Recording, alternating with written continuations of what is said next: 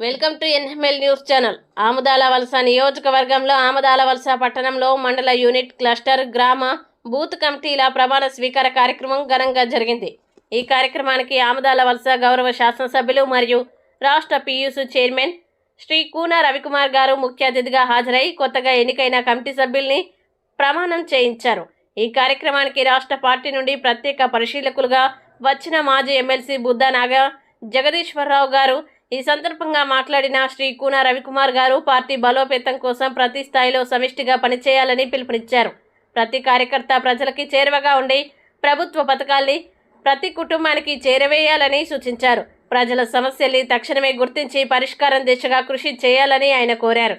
ప్రమాణ స్వీకారం అనంతరం నాయకులు కార్యకర్తలు ఉత్సాహంగా నినాదాలు చేస్తూ ఈ కార్యక్రమాన్ని విజయవంతం చేశారు.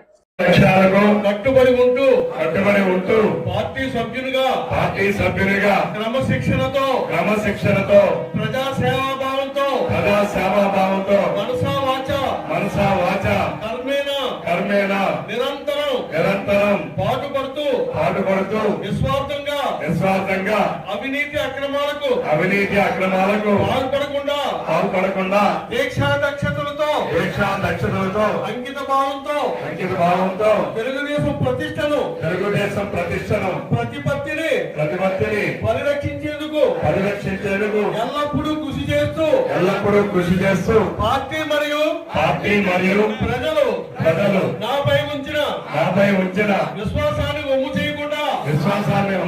చేయకుండా నిత్య చైతన్యంతో